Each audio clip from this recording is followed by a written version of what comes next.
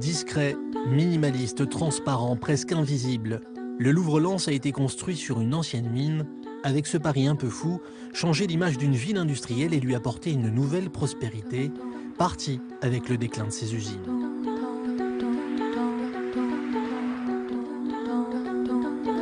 À 24 ans, Claire a déjà eu plusieurs vies.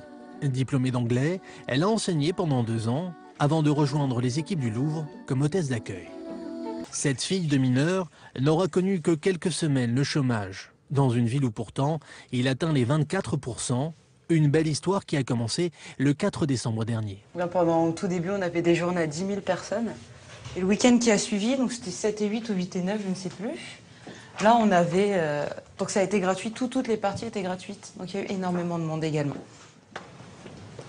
Avant même l'ouverture des galeries ce jour-là, les plus motivés font déjà la queue, comme ces habitués du Louvre parisien, venus découvrir l'antenne lensoise de leur musée préféré. Le train de Paris arrive à 9h. On va pouvoir passer toute la journée au musée. Donc en profiter au maximum. D'accord. Alors avec les tickets que je vais vous donner, vous pourrez voir toutes les galeries. Ah, c'est pas. Donc Rubens est juste là. Vous aurez la galerie du Temps au sud du hall d'accueil, à l'opposé. Alors là, j'ai eu beaucoup 78 et 34 ce matin. Donc 7 et autres. Ils viennent d'en bas, ils viennent du sud. Du sud et de l'étranger. Américains, Qataris, Japonais viennent désormais à Lens, inimaginable il y a encore quelques mois. Presque 1 million de visiteurs ont profité de l'accès libre et gratuit au musée la première année. Il aura fallu presque 10 ans et 200 millions d'euros pour que cet ambitieux projet de décentralisation culturelle voie le jour. En 2003, Jean-Jacques Ayagon, alors ministre de la Culture de Jacques Chirac, propose l'idée d'une antenne régionale du Louvre. Arras, Calais, Boulogne, Amiens sont candidates. Finalement, c'est le site de l'ancien puits de mine de Lens qui est retenu. Et donc ce site de 20 hectares était vierge de toute construction, était abandonné depuis 1960 puisque la mine s'est arrêtée en 1960.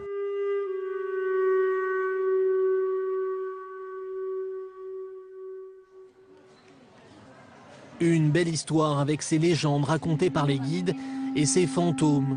Au mur, les images des mineurs défilent presque dans l'indifférence. Comme un ultime hommage à cette industrie qui a fait vivre le département et chauffer la France pendant 2 siècles.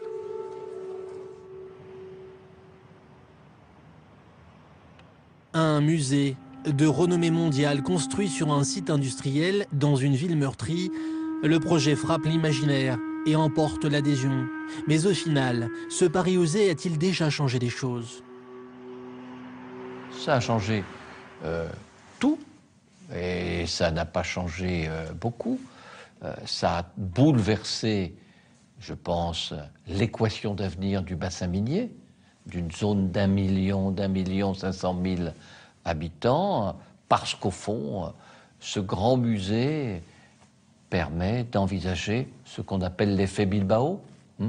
À Bilbao, qui était une ville industrielle rouillée, dépassée, le musée Guggenheim, son architecture flamboyante, ont mis en mouvement une dynamique d'avenir, une volonté de transformation qui a rencontré le succès.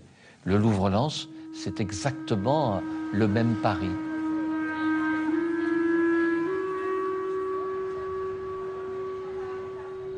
Dans la rue piétonne du centre-ville, mis à part le stationnement devenu payant, rien n'a changé ou presque. Beaucoup de rideaux restent fermés. Ce marchand forain, depuis 20 ans qu'il vend des confiseries, n'a plus le cœur à l'ouvrage. Et l'arrivée du Louvre n'y a rien changé pour l'instant. Les visiteurs, on les voit. Les visiteurs du Louvre, ils passent à côté de nous. Ils vont là-bas parce qu'ils ne payent pas. Ah, attendez l'année prochaine. Quand vous voyez des boulangeries comme ça, ils ont fermé. 1, 2, 3, il est fermé. Combien qu'il y en a? État, mais il n'est même pas repris. Les gens, ils ont peur. Là, ils devaient avoir une brasserie. Et ça n'a pas été fait. Ah non, c'est en train de mourir. Hein.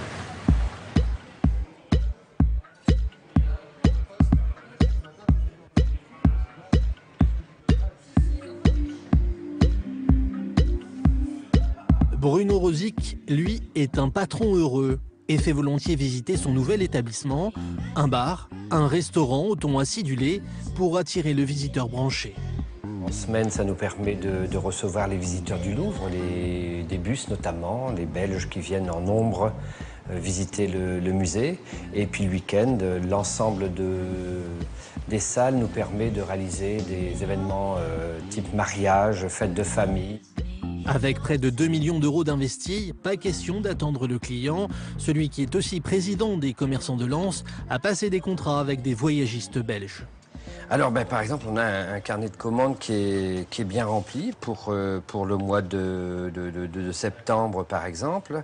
Vous voyez, nous avons des Probus, Vauban, ça ce sont des bus belges. Puis encore des Belges, les offices de tourisme, des repas de mariage et autres. Et ce qui est magnifique, c'est que ce soit la culture qui vienne au secours de ce territoire.